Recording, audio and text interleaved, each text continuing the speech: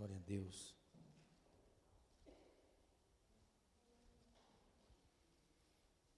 Mateus capítulo 6, verso 10. Glória a Deus.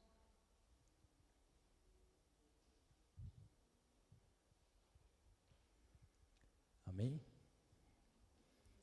Diz assim: venha o teu reino, seja feita a tua vontade, tanto na terra como no céu. Amém? Glória a Deus. Pode sentar, irmão, por favor.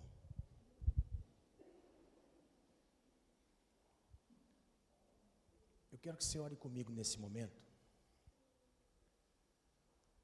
Vamos orar ao Senhor. Senhor, nós estamos diante da tua palavra. E o Senhor conhece, Deus, as nossas vidas. O Senhor conhece a vida de cada um de meus irmãos. Queremos ser edificados no Senhor. Queremos, Pai querido, ser edificados no Senhor, para fluirmos no teu reino, Senhor. Pai, em nome de Jesus, abre o nosso entendimento, que possamos, Pai querido, neste momento, ser cheios do entendimento do Senhor. Em nome de Jesus, Pai. Em nome de Jesus. Amém. Glória a Deus. Mateus capítulo 6.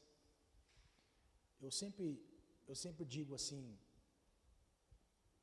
as pessoas que querem conhecer ao Senhor, às vezes as pessoas perguntam assim: pastor, eu quero aprender mais do Senhor, que livro que eu leio?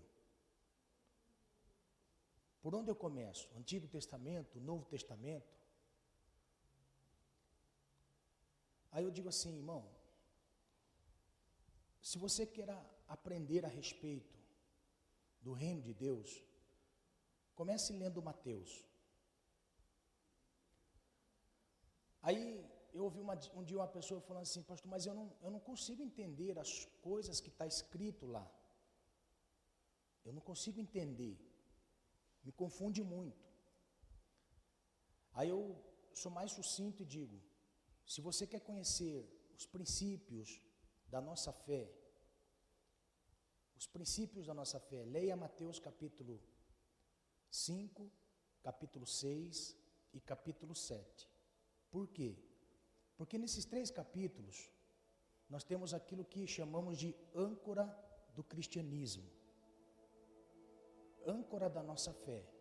Ser um cristão, aqui está a âncora da nossa fé. Aqui está contido, resumido, todo o ensino de Cristo. O que é que Cristo veio fazer por nós? Aqui está tudo que está relacionado à nossa vida espiritual e social. Se eu quero conhecer quais são os mandamentos de Deus, se você já conhece o Decálogo, que são as 10 palavras,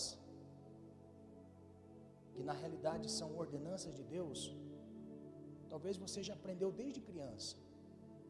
Adorarás o Senhor teu Deus de todo o teu coração, de toda a tua alma, de todo o teu entendimento. Amarás o teu próximo. Servir ao Senhor, guardando os preceitos. Não matar, não roubar, não furtar, não dar falso testemunho. Isso nós aprendemos já desde criança. Nós temos esses princípios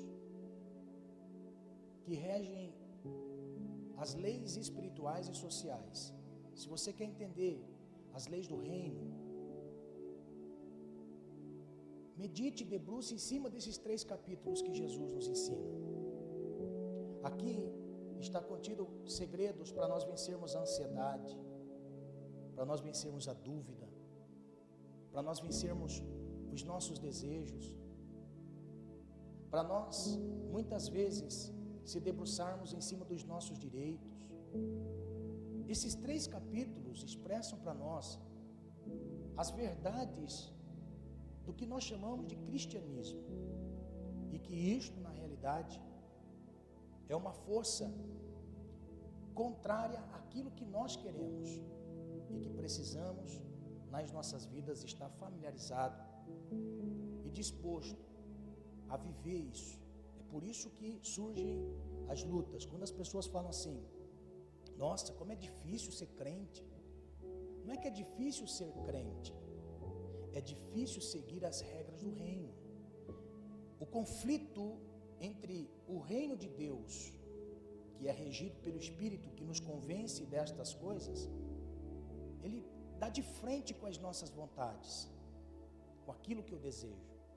Por isso que há uma aparência de luta maior, para nós não conseguirmos praticar e viver isso na nossa vida. Por isso que muitas vezes nós dizemos: nossa, é muito difícil ser crente, porque é uma luta constante em nós, quando nós temos luz destes 3 capítulos na nossa vida. Porque ao passo que nós não dermos ouvido a isto que Jesus diz para nós, porque o que Jesus disse está escrito, e por estar escrito, a palavra é espírito e vida. Olha só o segredo: a palavra é espírito e vida. Está escrito aquilo que Jesus disse. É como se, pelo Espírito de Deus, nós estivéssemos ouvindo as palavras de Jesus no nosso íntimo. E quando nós debruçamos nesses 3 capítulos, é que isso que é um confronto para nós. Porque até então não é difícil ser crente se não conhecermos esses parâmetros de medida a ser um cristão. Então, quando nós olhamos para esses 3 capítulos, isso eu aprendi logo no começo da minha fé, quando um homem de Deus disse para mim: você quer conhecer os princípios do reino? Se debruce em cima do capítulo 5, 6 e 7 de Mateus. Ali tem princípios para a sua vida. E eu confesso que quanto mais eu observo, parece que aquilo mais me distancia de Deus. Porque eu não consigo viver isso. Eu não consigo viver estas coisas. Por isso que há em nós um sentimento de fracasso. Quantas pessoas, talvez como eu, já disse assim: eu não consigo ser crente. Eu não consigo fazer a vontade de Deus. Por quê? Porque estas coisas me corroem todos os dias, me confrontam todos os dias. Estas coisas me confrontam. Quando eu vejo o capítulo 5 de Mateus, isso me confronta terrivelmente. As bem-aventuranças de Jesus, as bem-aventuranças de Cristo, que está inserido neste propósito do reino, me machuca diariamente. E quando eu olho para mim, eu me sinto incapaz de vivê-las. É por isso que não é por força e nem por violência, é pelo meu Espírito, diz o Senhor. Não é pela nossa força humana, pela nossa resistência humana que nós vamos viver isso. E não é pela imposição à vida de pessoas que elas vão viver isso. E no decorrer do ministério pastoral, eu fui descobrindo estas coisas, a chegar ao ponto de dizer: não sou eu que faço isto nas pessoas, é o Senhor. É o Espírito de Deus que faz isso nas pessoas. Então esse confronto que há entre a carne e o Espírito, seja daquele que transmite a mensagem, ou seja daquele que a ouve a mensagem, é conflitante. Por quê? Porque não somos nós quem fazemos isso em nós, é o Espírito de Deus. E para que o Espírito de Deus faça isso, nós temos que ser convencidos por Ele. Por isso que o papel do Espírito Santo é me convencer, para me converter. Amém? Existia uma palavra muito interessante antigamente, eu disse isso muito quando novo convertido, que existem muitas pessoas que se convencem e umas pessoas que se convertem. Aí ao passar do tempo eu fui entendendo que o ministério do Espírito é me convencer para me converter.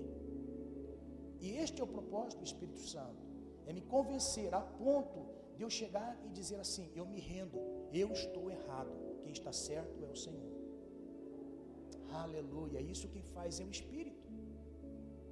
É o Espírito de Deus que convence o pecador do seu pecado, que convence o pecador das suas mazelas, das suas misérias.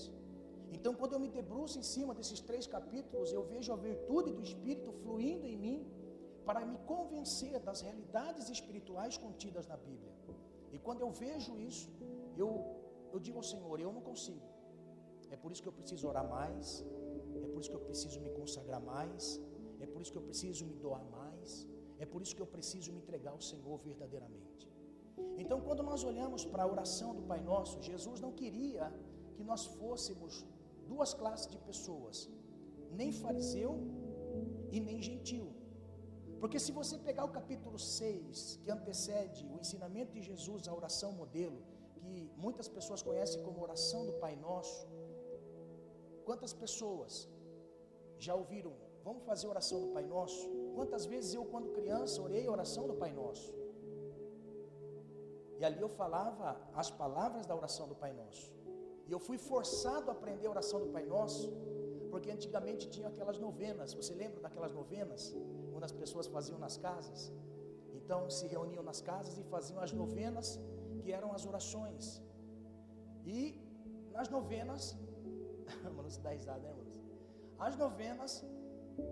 As novenas sempre tinha aquele momento em que se fazia uma roda e cada pessoa fazia a oração do Pai Nosso. Irmão, eu tinha tanto medo de não saber. Eu tinha medo de não saber a oração do Pai Nosso e passar vergonha, né? Então, nós dedicamos a oração do Pai Nosso. Então, as palavras da oração do Pai Nosso contêm muitas verdades, expressa para nós muitas verdades. Mas dentro de um contexto, do capítulo 6, nós temos uma explicação maravilhosa de Jesus a respeito da oração. Os discípulos tinham desejo de orar, eles tinham vontade de orar, mas eles não sabiam orar, porque era responsabilidade de cada discipulador, de cada mestre, ensinar a orar. Então eles disseram para Jesus: Jesus, os discípulos de João sabem orar, ensina-nos a orar também. Então naquele momento Jesus, ele passa não só a ensinar os discípulos a orar, mas ele coloca a maneira correta de se orar, e do entendimento que se tem através da oração. Porque muito mais do que eu apenas fazer, eu tenho que entender o porquê é que faço. Este está o propósito. Muito mais do que ser cobrado para fazer, eu tenho que saber o porquê que eu faço, porquê que é necessário eu fazer. Então Jesus, dentro deste capítulo, ele coloca duas coisas importantes e vai dizendo assim: eu não quero que vocês orem igual os fariseus, porque os fariseus, eles oram nas praças públicas, e eles nas praças, orando, pensam que receberão o galardão das suas orações, mas eles fazem aquilo de algo pelo lado de fora. Então Jesus está dizendo assim: eu não quero que vocês orem iguais aos fariseus, apenas pelo lado de fora. Se você quer orar, entra no seu quarto, fecha a sua porta e em secreto ore a Deus. Depois Jesus vai dizer: eu não quero que vocês orem iguais aos gentios. Por quê? Porque os gentios pensam que de muito falar serão ouvidos.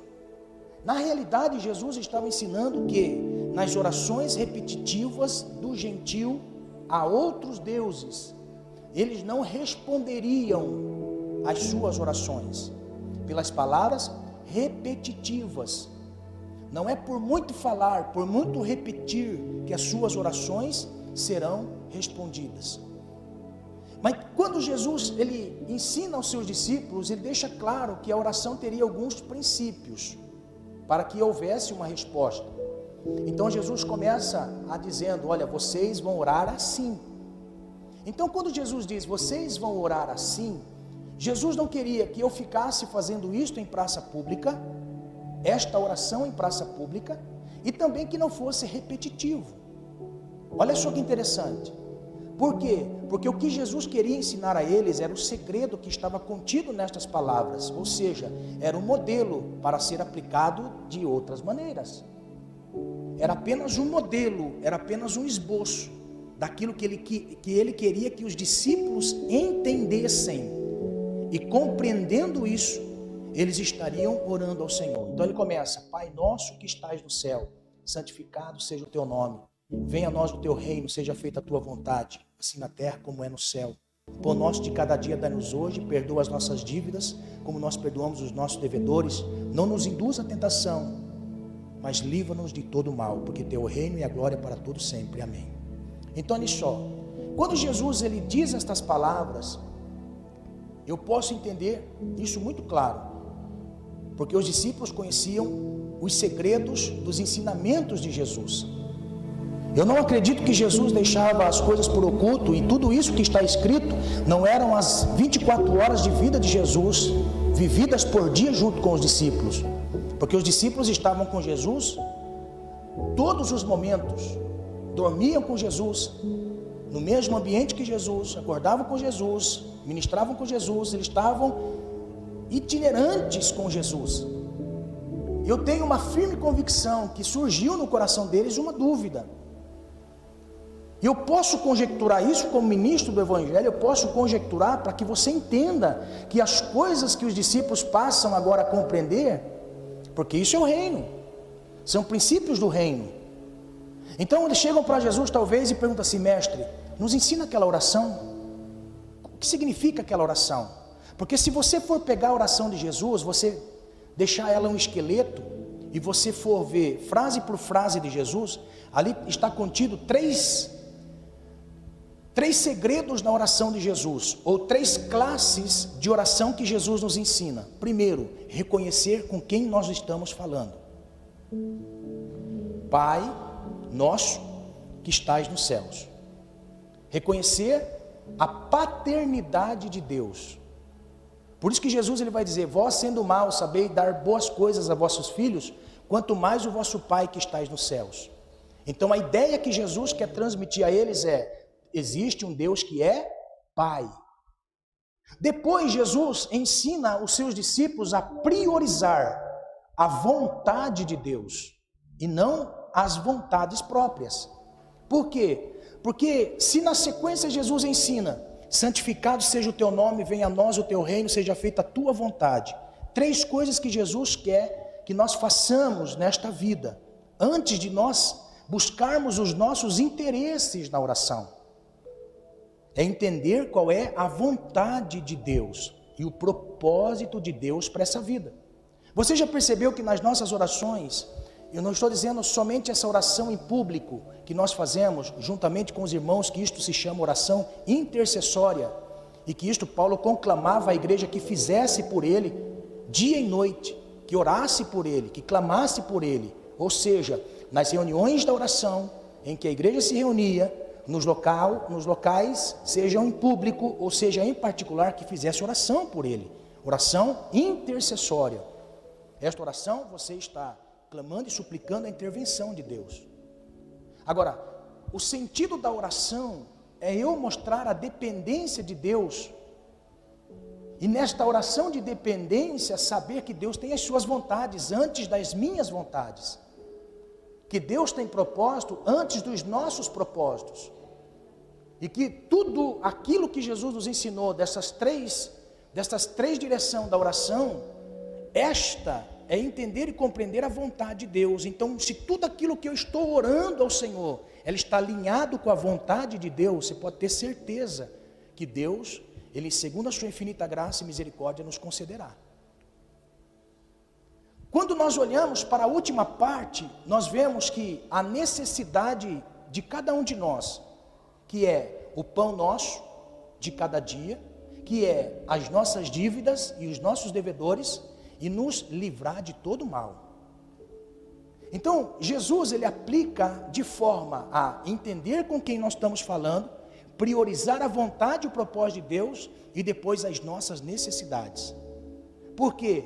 Porque quando nós estamos disciplinados em entender quem é Deus e saber qual é o propósito do Senhor, eu posso dizer para você sem medo de errar, não precise nem orar para pedir ao Senhor o que comer e o que vestir, porque o Senhor vai te dar. Aleluia. Amém? Aleluia. Glória a Deus. Então, priorizar os propósitos e a vontade do Senhor faz parte do reino de Deus. E é isso que o Senhor quer nos ensinar. Se nós queremos ser discípulos do Senhor e queremos fazer com que o nome do Senhor seja glorificado na nossa vida, nós precisamos entender que o Senhor tem uma vontade. E quando Jesus ele diz acerca da vontade de Deus, ela não é somente feita na terra, ela também é feita no céu. Irmãos, olha o que Jesus diz: a vontade que Deus tem para o céu está sendo cumprido cabalmente, porque o céu não foi afetado pelo pecado. O céu não sofreu por causa do pecado. O exército celestial não sofreu por causa do erro do homem. O céu está em uma sintonia e em uma harmonia segundo a vontade de Deus. Por quê? Porque cada ser que foi criado para um propósito, para cumprir uma única vontade de Deus. Você sabia que na eternidade tem anjos, que a única coisa que ele faz é dizer: Santo, Santo, Santo é o Senhor dos exércitos. Aleluia! Tem anjo que apenas guarda Israel, Miguel, guardião de Israel. É a única função que ele foi criado. Quando nós olhamos para o ser celestial, para aquilo que ele foi criado, está andando em sintonia com a vontade da sua criação, que veio de Deus. Quando Jesus ele aplica esta vontade feita na terra, assim como a vontade do Senhor é feita no céu, ele não está dizendo que o papel do anjo vai ser exercido pelo homem. Deus não vai criar um ser para cumprir o papel do homem. É por isso que o escritor aos Hebreus diz que os anjos ansiavam fazer o que nós temos por fazer, que é anunciar o Evangelho. Mas olha só, não é apenas isso a vontade de Deus. Amém? Mas olha só, quando Jesus fala assim, a vontade de Deus que está sendo feita no céu, que também seja feita na terra. Porque Deus tem uma vontade. Você já perguntou qual é a vontade de Deus? Irmãos, eu quero que você esqueça o que é a vontade de Deus segundo dogmas religiosos. Muitas pessoas dizem assim, a vontade de Deus é para que eu pregue, para que eu cante, para que eu faça. A vontade de Deus é para que eu viva assim, assim, use isso, não use aquilo, faça isso, não faça aquilo. Irmãos, a vontade de Deus é muito mais do que nós podemos imaginar. Porque a vontade de Deus não cabe na massa cerebral humana. Nós não conseguimos imaginar, irmãos, o que é a vontade de Deus, se a vontade de Deus não tocar as nossas vidas. Por isso que Jesus nos ensina que a mesma vontade é feita no céu, que possa também fazer na terra. Se os seres espirituais cumprem vontades de Deus e para propósito de Deus foram criados, nós também na terra fomos criados para um propósito. Aleluia! Para um propósito. Nós fomos criados para um propósito. Nós estamos vivendo uma crise de entendimento que é propósito de Deus. Não, propósito de Deus é que eu guardo o sábado. Não, propósito de Deus é que eu guardo o domingo. Não, propósito de Deus é para que eu me visto assim. Não, para que eu me visto daquele jeito. Não, para que eu seja batizado no nome de Jesus. Não, no outro nome, que não seja o nome de Jesus. Irmãos, nós estamos vendo tudo que é vontade de Deus impregnada nas religiões. Mas a única vontade de Deus é que nós exalemos Deus na terra. E isso que é a dificuldade. Então, olha só. Nós precisamos entender qual é a vontade de Deus. Nós temos 4 conceitos de vontade. Quando nós falamos vontade de Deus, temos a vontade soberana de Deus, a vontade perfeita de Deus, a vontade simples de Deus. Olha só, são vontades expressas para nós. Só para dar um entendimento para você. A vontade perfeita de Deus é aquela vontade que está registrada no livro de Gênesis, o livro da criação. Abra sua Bíblia, Gênesis capítulo 1, Gênesis capítulo 1, verso 27. Quando nós voltamos para a origem daquilo que Deus criou, sempre que você vê algo errado na criação de Deus, por quê? Porque hoje eu ouvi uma coisa assim interessante, tudo é culpa de Deus. Vocês viram o que fizeram com a placa que está na entrada da nossa cidade, escrito Botucatu é do Senhor Jesus? Colocaram Botucatu é dos trabalhadores. Aí depois as pessoas estavam escrevendo embaixo. Aí teve um que não entendeu ainda qual que é o propósito da salvação. Ele diz assim, se Deus que é tão amor, por que é que Ele está permitindo tantas mortes? Isso é uma pergunta que paira no coração das pessoas, até mesmo daqueles que confessam ao Senhor e que estão vivendo no Senhor, estão dentro de igreja e não sabem o porquê é que o mal está tocando o mundo. O mal está tocando o mundo porque alguma coisa saiu de sintonia.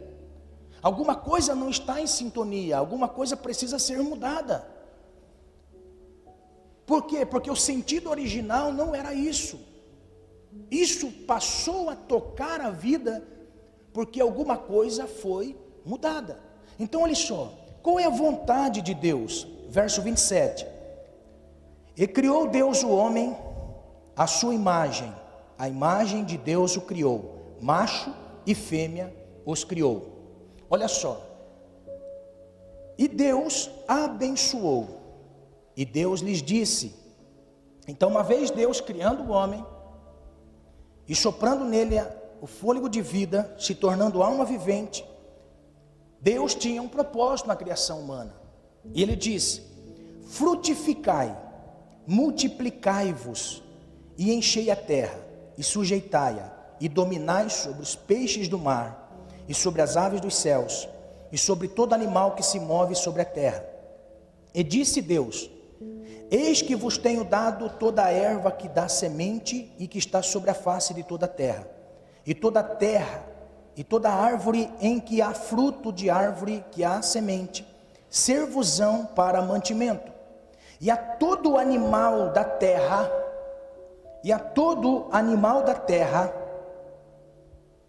e toda ave do céu, e todo réptil da terra, em que há alma vivente, toda a erva verde lhe será por mantimento. Assim foi. E viu Deus tudo quanto tinha feito, e eis que era muito bom. E foi a tarde e a manhã do sexto dia. Olha só, a Bíblia mostra para nós que Deus, na sua criação, Ele tinha uma vontade expressa para o ser humano. Ele tinha uma vontade para aquele ser humano Adão. E aquele ser humano Adão tinha que entender e compreender qual era a vontade de Deus. Qual era a vontade de Deus?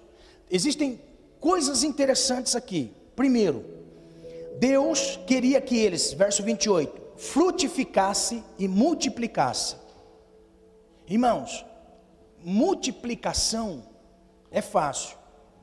Um homem e uma mulher pode multiplicar-se. Olha só. Pode fazer um filho, desse um filho já fazem dois, do dois já faz quatro, e assim bem como multiplicam-se. Multiplicando. Agora, e frutificar? Frutificar. Para uma árvore, para os vegetais, frutificar não é difícil. Por quê? Porque através de uma semente, iria crescer e frutificar, lançar o seu fruto. A vontade de Deus na frutificação do homem é gerar um homem segundo a sua imagem e semelhança, que nós chamamos de DNA.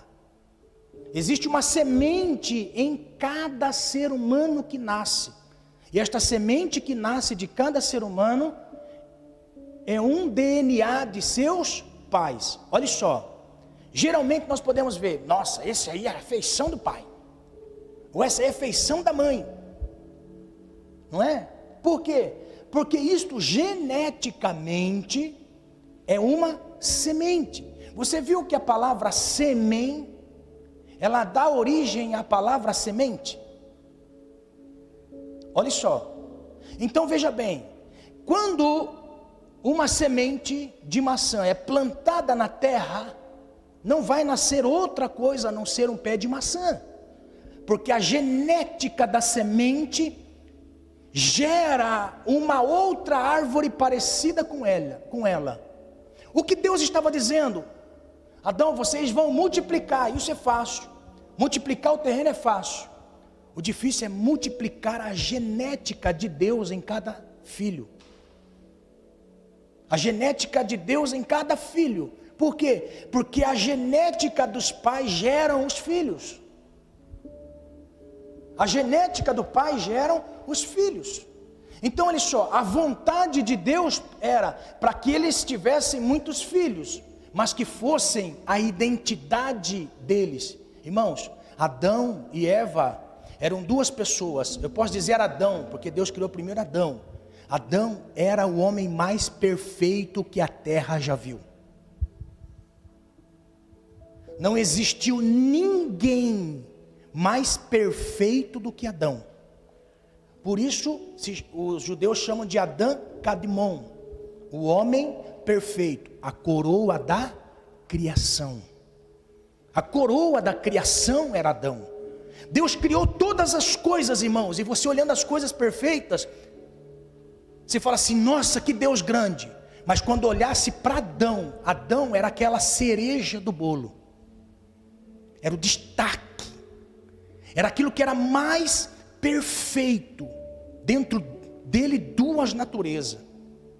Se você observar, a Bíblia começa dizendo para nós que Deus criou no primeiro dia aquilo que é de cima, depois o que é de baixo, depois o que é de cima, depois o que é de baixo. Quando chega no sexto dia, Deus não podia mais criar algo de baixo, porque senão as coisas pendiam para baixo, e nem espiritual, porque as coisas pendiam para cima.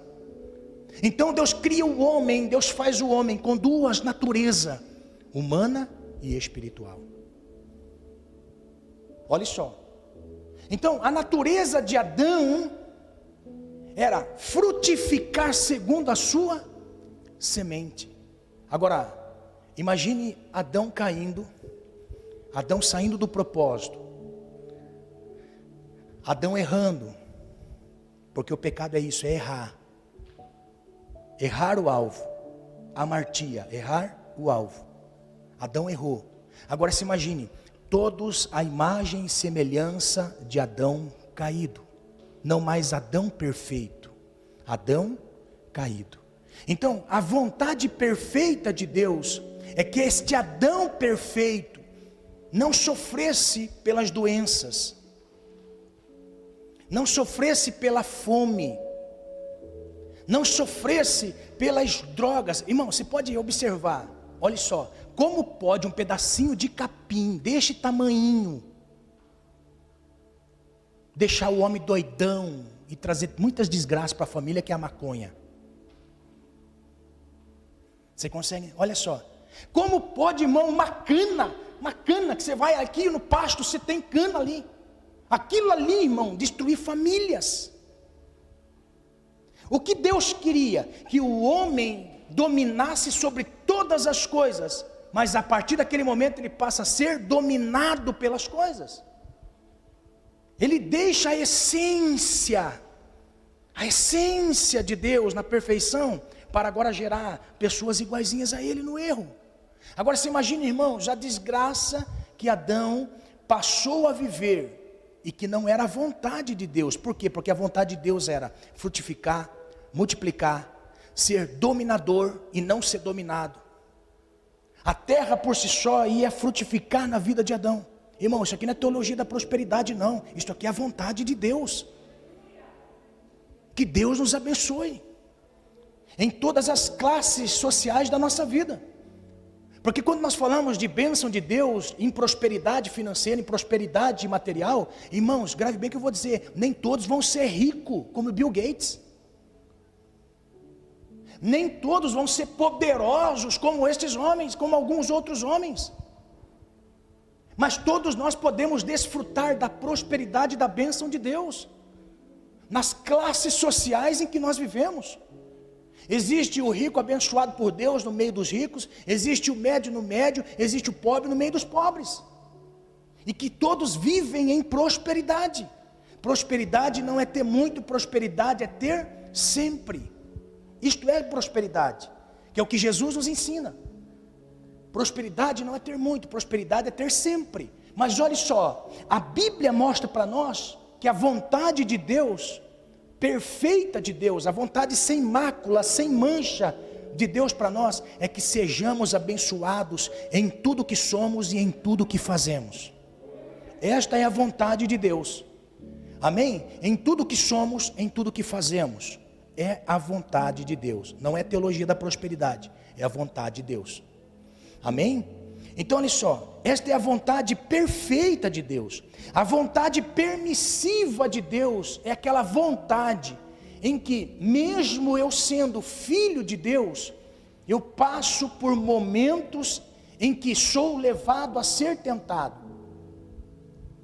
Olha só, Deus não criou robô, Deus não criou robô, ou seja, que foi codificado somente para fazer o bem. Irmão, imagine se nós disséssemos para Deus assim: Senhor, eu estou dizendo isso porque eu já orei assim, amém, irmãos. Senhor, tira meu livre-arbítrio, eu não quero ter livre-arbítrio. Senhor, eu quero só a sua vontade, não quero. Mas não tem como. Como que eu decido viver a vontade de Deus se não tiver a tentação para não fazer a vontade de Deus? Está entendendo? Olha só, eu quero fazer a vontade de Deus, mas a vontade permissiva de Deus é que eu prove se eu quero realmente viver a vontade de Deus. Isso se chama vontade permissiva, que está espalhado pela Bíblia, não vai dar tempo, mas está espalhado para a Bíblia inteirinha. A vontade permissiva de Deus é aquela vontade em que Deus permite algo acontecer para que eu mostre para mim mesmo, não para Ele, porque Ele sabe. Ou Deus não sabia que Adão ia pecar? Lógico que sabia, por isso Ele já tinha um plano pré-estabelecido antes da fundação do mundo. Antes de Adão ser criado, Deus já tinha um plano de redenção para a humanidade. Aleluia! Não é porque o homem pecou e quando o homem peca, Deus vai agora, o que eu faço agora? Eu tenho que ter um plano B. O plano B é enviar o cordeiro para salvar. Não, irmão. O cordeiro já foi morto antes da fundação do mundo. Aleluia. Você pensa que Deus não é sapiente? Aleluia. Meu Deus do céu. Olha só. Então, a vontade permissiva de Deus é aquela que nós não conseguimos entender. Por isso que muitas vezes nós ficamos entristecidos conosco mesmo. Por quê? Porque tem tudo bem. De repente acontece alguma coisa para eu mostrar para mim mesmo que eu amo realmente a Deus e quero fazer a vontade de Deus. Então, o que Deus permite? Uma tentação. Capítulo 2, capítulo 3 de Gênesis, nós temos a vontade permissiva de Deus. Qual era? Irmãos, preste bem atenção, tem lógica isso aqui, ó. Então a serpente disse à mulher: certamente não morrereis, porque Deus sabe que no dia em que dele comerdes, se abrirão os vossos olhos, e sereis como Deus, sabendo o bem e o mal. E vendo a mulher que aquela árvore era boa para se comer, agradável aos seus olhos, e árvore desejável para dar entendimento, tomou do seu fruto, comeu e deu também a seu marido, e ele comeu com ela. Olha só, irmãos, qual é a lógica de Deus criando um ser tão perfeito como Adão? Colocar muitas árvores parecidas com esta árvore. Porque, irmãos, se Deus não tivesse dito para Adão: você pode comer de todas as árvores, menos esta. Se Deus não dissesse para Adão, com certeza ele iria comer. Por quê? Porque eram como todas as árvores que estavam no jardim. Belas, frutíferas, produtivas, como aquela. Mas olha só, aquela árvore, a única distinção é que ela só tinha um único fruto. Um único fruto. E daquele único fruto distinguia de todas as árvores que estavam no jardim. Preste atenção que eu vou lhe dizer. E aquele único fruto, Deus disse: não coma desta árvore. Agora olha só, todas as vezes que você vê alguma coisa que tem abundância, e você vê algo que é diferente, e tem uma palavra de não, você já viu como atiça as pessoas? Já viu? Se você disser para a criançada assim, ó, em todo lugar você pode ir, menos ali, com certeza a criança vai ali. Por quê? Porque o pai e a mãe disse: não mexa. Não mexa. Então esta palavra não colocava diante deles uma opção. Uma opção. E se eles optassem por comer, sofreriam consequências. Agora olha só, aqui está o segredo. Quando Deus disse não, um ser que era espiritual, que precisava de um corpo físico, por quê? Porque a serpente não rastejava e não era feia. Não. Ela só passou a rastejar e ter uma aparência de feiura Porque é uma maldição em cima da serpente. Por quê? Porque um ser espiritual tomou o corpo da serpente para falar. Você está entendendo? E a partir daquele momento que aquele animal bonito começa a falar, começou a atrair Eva. E naquele momento de atração, eu posso entender que não foram 1 dia, 2 dias, 3 dias, foram anos. Por quê? Porque este período da inocência está debaixo de um conceito judaico. Uma criança com 12 anos deixa o período da inocência para a consciência, que é o segundo nível de todo homem. Inocência, consciência. Então, na inocência de 12 anos, os judeus acreditam que são vários anos, centenas de anos. Olha só. E quando Deus disse não coma, então foi 1 dia, 2 dias, 3 dias, até ela ser atraída e estar observando aquela árvore. E aquele ser chega para ela e diz assim: você pode comer deste fruto. Deus não te proibiu de comer o fruto, invertendo as regras. Então a Bíblia passa a dizer que aquela mulher, Eva, ela foi, olha o verso 6, e vendo a mulher que aquela árvore era boa para se comer. Porque, irmãos, Eva não estava com fome. Deus não havia deixado eles com fome, toda a terra produzia para eles. Então, comer aquele fruto não era pela necessidade, era por curiosidade. Então a Bíblia diz que ela, vendo a árvore, atiçou algo nela. Porque o texto diz assim: e agradável aos olhos. Irmão, o que é agradável? Agradável é tudo aquilo que te atrai por uma beleza e te encanta. Olha só, você pode estar passando num lugar, naquele lugar de tão belo, tão belo, tão belo, que aquilo ali agrada aos olhos de ver. Agrada aos olhos. As mulheres, quando passam nas vitrines, aquilo ali agrada aos olhos. Os homens, quando passam na sessão de ferramenta, irmão Sérgio, aquilo ali agrada aos homens. Está entendendo? Não pendi nem para lá nem para cá.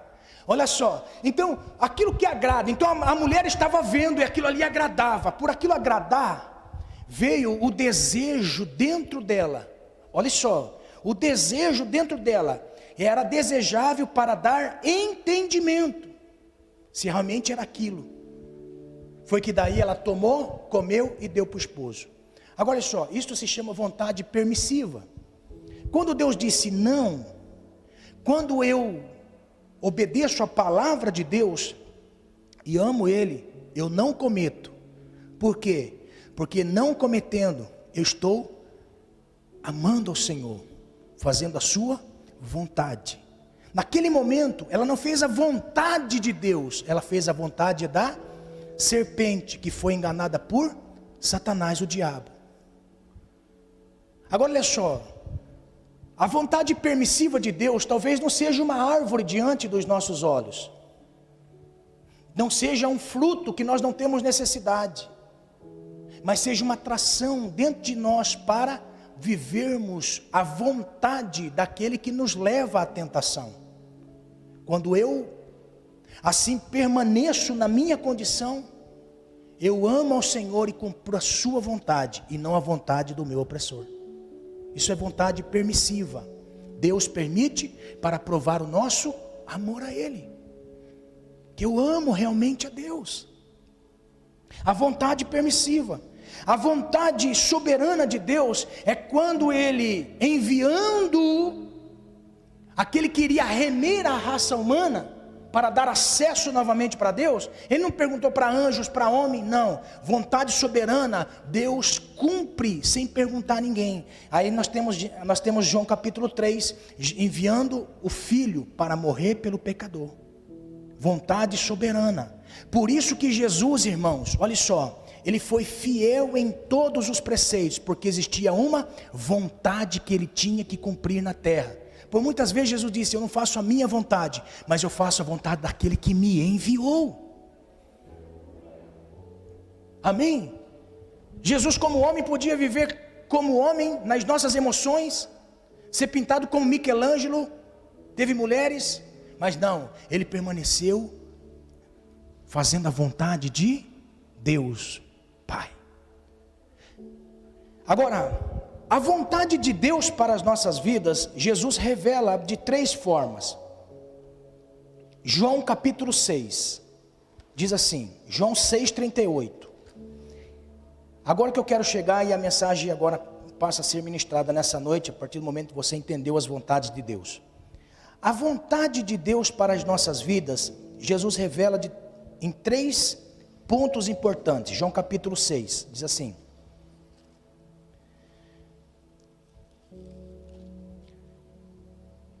porque eu desci do céu, não para fazer a minha vontade, mas a vontade daquele que me enviou. E a vontade do Pai que me enviou é esta: que nenhum de todos aqueles que ele me deu se perca, mas que eu ressuscite no último dia. Porquanto a vontade daquele que me enviou é esta: que todo aquele que vê o Filho e crê nele tenha a vida eterna, e eu o ressuscitarei no último dia. Jesus tinha 3 objetivos. Primeiro, que nenhum crente viesse se perder. Segundo, que os que morrerem em Cristo sejam ressuscitados. Terceiro, e que os salvos tenham a vida eterna. Esta é a vontade de Deus. Esta é a vontade de Deus. Que eu passe a crer no Filho. A partir do momento que eu creio no Filho, eu vou dar ouvido àquilo que Ele diz. Eu vou dar crédito àquilo que Ele diz. Irmãos, estamos vivendo um tempo hoje que é muito fácil crer naquilo que Jesus disse. Agora, vai convencer um religioso judeu a crer nele? Muito difícil. Um judeu se converter a um outro Deus. Na realidade, o que nós cremos, em quem nós cremos, é o enviado de Deus como modelo para a nossa vida, para nós vivermos a nossa vida eterna. Então olha só, Jesus ele disse que esta é a vontade do Pai, que nenhum se perca, que ninguém se perca.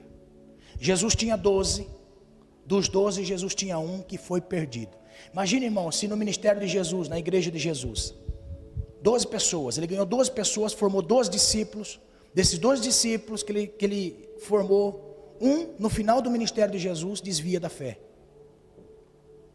Jesus disse que o filho da perdição se perdeu, porque havia profecia sobre ele, filho da perdição. Agora olha só, qual que é a vontade de Deus? Que ninguém se perca. Não se perca ninguém. Esta é a vontade de Deus. E nós precisamos entender que a vontade de Deus não é que eu venha se perder no pecado, se perder para a vida velha. Porque é que existe pessoas que se perdem para a vida velha? Primeira característica na vida de Judas. Por que é que Judas se perdeu? Por causa do dinheiro. Qual que era o mal de Judas? Ser afoito? Não, afoito era Pedro. Sanguíneo era Pedro. Judas era colérico. Que é o quê? Comedido. Ele sabia medir a sua presença. Ele sabia se colocar no seu lugar. Olha só. Para Pedro tinha Jesus sempre repreendendo. E para Judas? Andava com Jesus. Então Jesus, vendo Judas, não podia dizer para Judas: tome cuidado, Judas, eu coloquei você como tesoureiro para provar você. Se Jesus sabia que o mal de Judas era o dinheiro, por que é que Jesus colocou Judas para ser tesoureiro do seu ministério? O culpado do desvio de Judas foi Jesus? Não. O culpado do desvio de Judas foi o seu interior, que andando com Jesus 3 anos e meio não conseguiu mudar. Então o que nós aprendemos? Se a vontade de Deus é que nenhum se perca, então Jesus ensinou a todos os discípulos as bases do reino. Olha só, Jesus ensinou aos discípulos a base do reino. Quando nós pegamos Mateus capítulo 5, capítulo 6 e capítulo 7, as bases do reino, o que Jesus diz? Acerca do dinheiro. Por que é que Judas não aprendeu esta lição? Por que é que Judas não esteve atento a esta lição? Sabe o que eu aprendo, irmãos? Em nome de Jesus, entenda, eu não sou Jesus, mas eu cumpro uma função de Jesus, de ensinar. E como é difícil nós ensinarmos as pessoas, e muitas vezes as pessoas entenderem, isso é a vontade do pastor, é o pastor que fala, é o pastor que é isso, o pastor que é aquilo. Meu irmão, em nome de Jesus, entenda, eu tenho luta constante para a minha salvação, e sei quais são os parâmetros para a minha salvação, eu sei quais são as medidas para que eu não venha se perder, eu sei até onde eu posso ir. Eu luto pela minha salvação, e eu estou cooperando no reino. Eu sei que Deus pode levantar outras pessoas mais capacitadas que eu, mas olha só, eu faço o mínimo que é instruir. Tome cuidado com a sua natureza pecaminosa. Irmãos, eu já ensinei pessoas que cantavam aqui,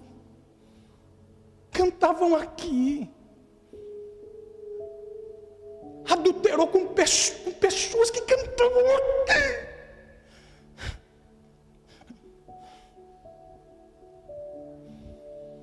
Eu sempre dizia, cuidado com a sua natureza.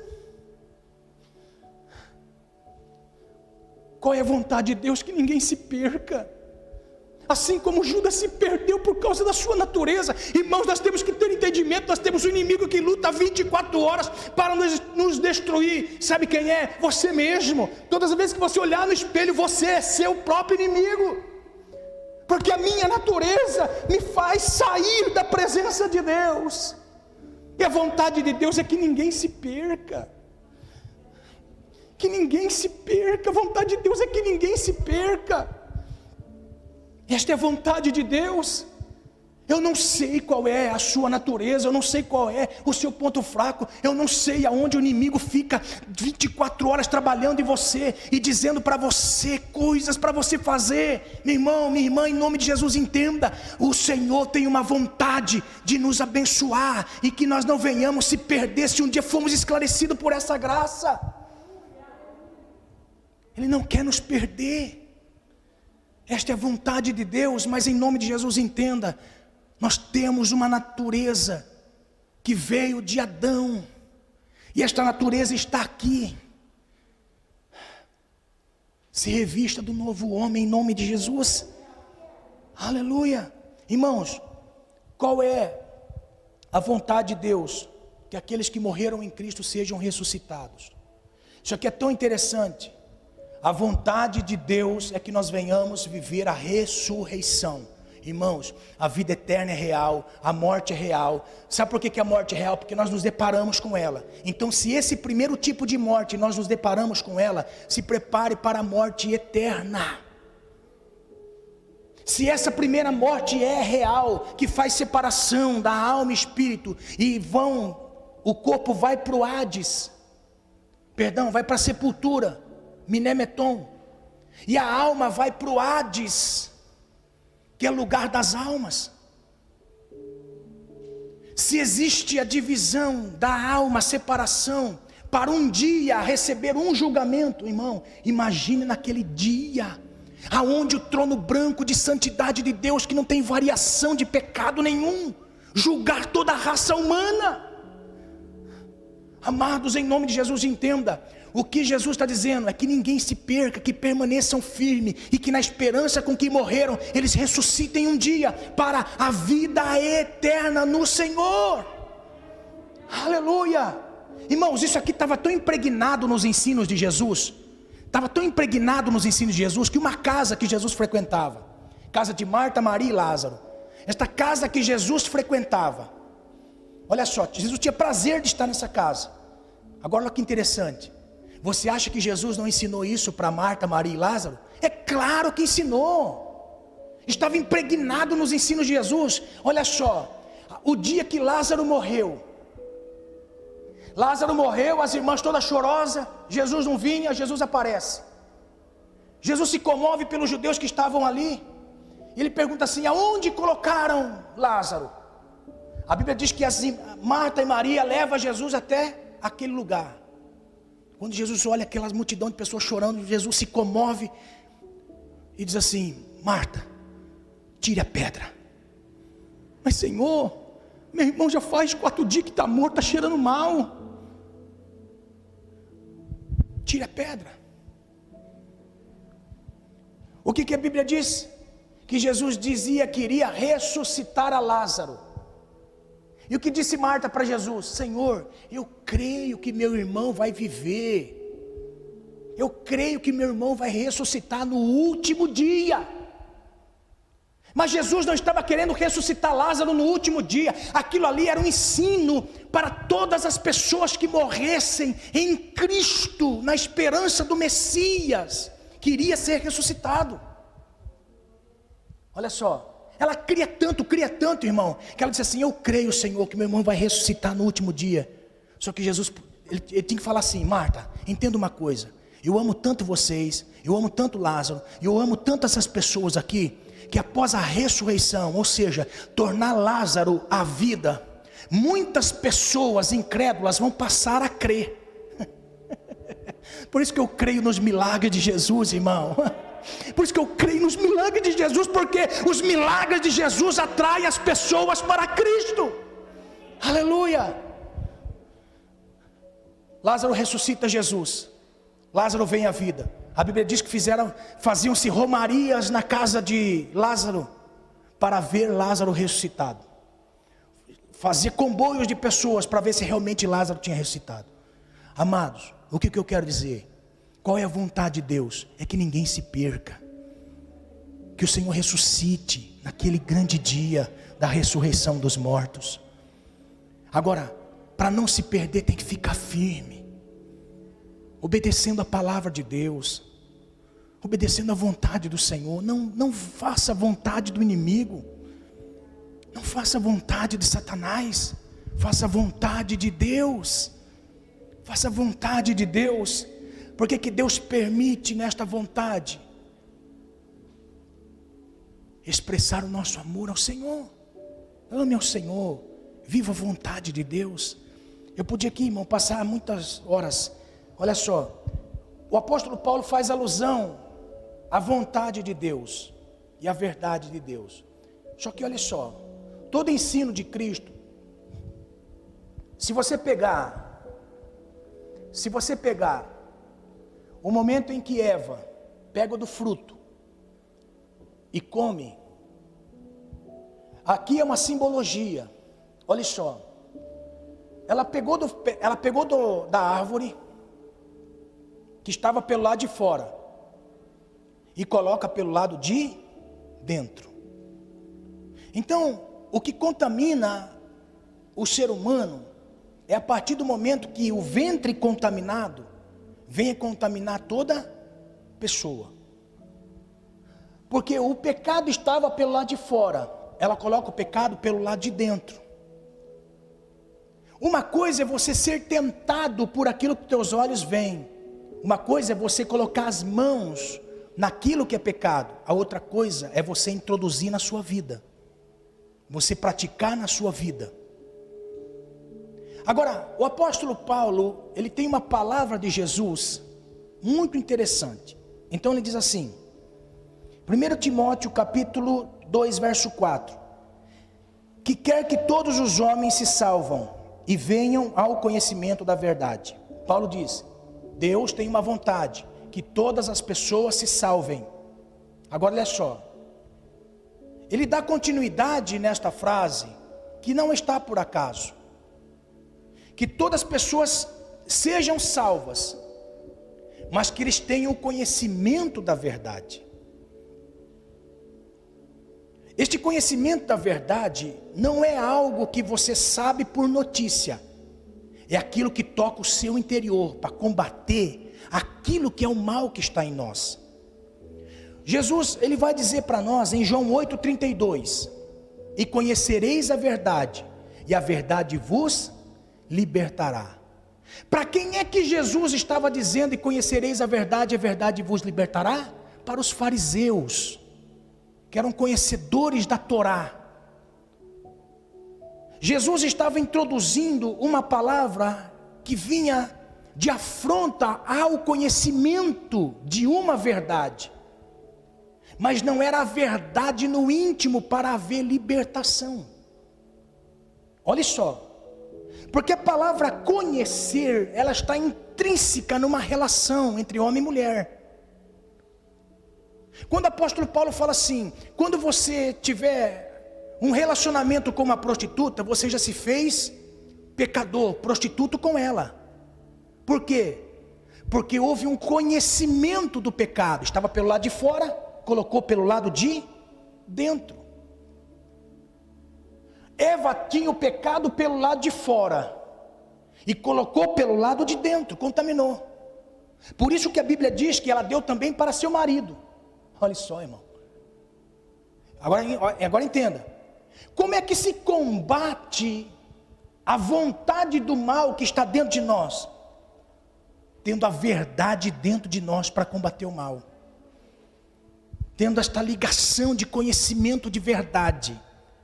Por isso ele disse, e conhecereis a verdade, e a verdade vos libertará. Você tendo intimidade com a verdade. A verdade que liberta é a palavra do Cristo ressurreto. Que liberta o ser humano do pecado, da acusação do mal. Porque, irmãos, olha só. Por que é que Judas foi tirar a sua vida? Porque Judas estava sozinho. E sozinho, dentro desprotegido, a sua alma desprotegida. Judas vai fazer aquilo que ele não queria fazer. Ele só tirou a sua vida porque estava insuportável. E a Bíblia diz que ele foi para o deserto. Sozinho foi para o deserto. Esta palavra deserto que Lucas diz significa anacorese, lugar de demônios. Lugar de demônios.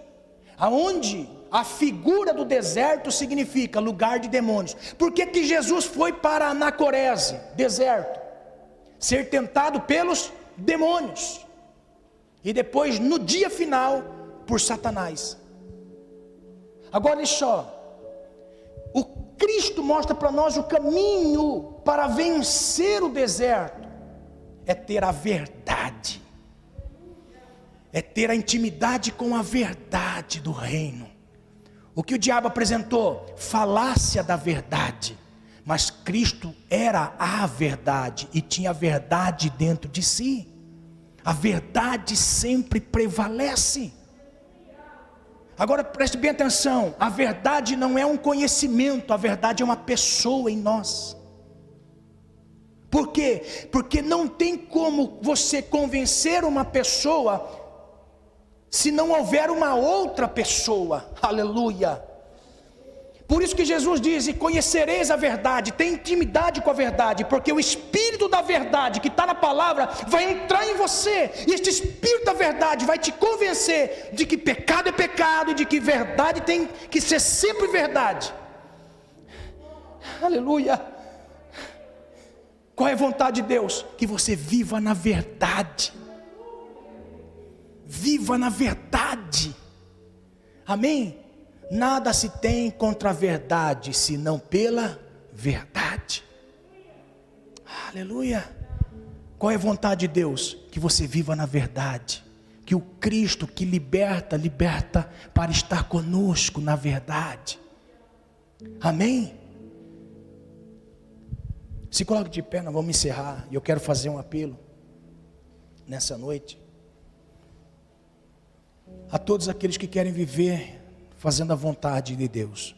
Fazer a vontade de Deus é crer em Jesus e viver como Jesus. Crer em Jesus e viver como Jesus. Viver na verdade. Ele não quer que nós venhamos se perder. Por isso que a verdade nos confronta.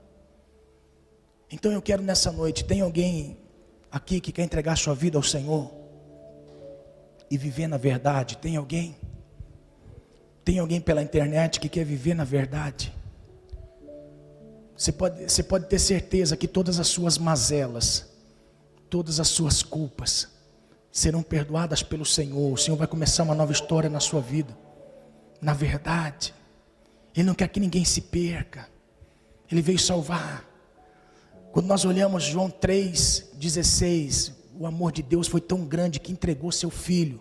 Agora olha só, o verso de baixo diz: Jesus veio para salvar e não para condenar o mundo. Ele veio para salvar. Ele quer salvar a sua vida. Ele quer salvar a sua alma da eternidade sem Deus. Um dia todos nós vamos partir dessa vida e vivermos numa outra dimensão. Mas olha só, haverá um dia que tudo será julgado e vai viver eternamente, ou com Deus ou sem Deus, eternamente. Muito mais do que apenas Deus curar a sua ferida, curar a sua dor, abrir uma porta, te dar um namorado. Deus quer salvar a sua alma. Deus quer salvar a sua alma. E eu quero nessa noite, se você quiser entregar a sua vida ao Senhor, eu quero orar por você. Tem alguém nessa noite que queira voltar para o Senhor? Eu quero orar junto com você, se porventura você que está aí quer se entregar ao Senhor. Repita comigo essa oração: Senhor Deus, nesta noite eu me entrego ao Senhor. Perdoa os meus pecados. Escreve meu nome no livro da vida, para que nunca seja apagado. Em nome de Jesus. Senhor, esta pessoa, Pai querido, que ora comigo neste momento, entregando os seus caminhos, a sua vida, a sua alma ao Senhor, e quer viver para o Senhor. A tua palavra diz que a tua vontade, Senhor, é que ninguém se perca, mas que todos venham ao conhecimento da verdade. Senhor, em nome de Jesus, esta pessoa quer viver na verdade. Esta pessoa não quer compactuar com a mentira, quer viver na verdade, na sinceridade com o Senhor, na vida com o Senhor. Pai, em nome de Jesus, perdoa esta pessoa, faz dela um instrumento do Senhor nesta terra, que todas as suas dores, que todos os seus males e mazelas, Senhor, sejam visitados pelo Senhor. Faz desta pessoa uma nova criatura, Senhor. Faz desta pessoa filho, Senhor. Em nome de Jesus eu lhe peço, em nome de Jesus. Enche ela com teu Espírito Santo.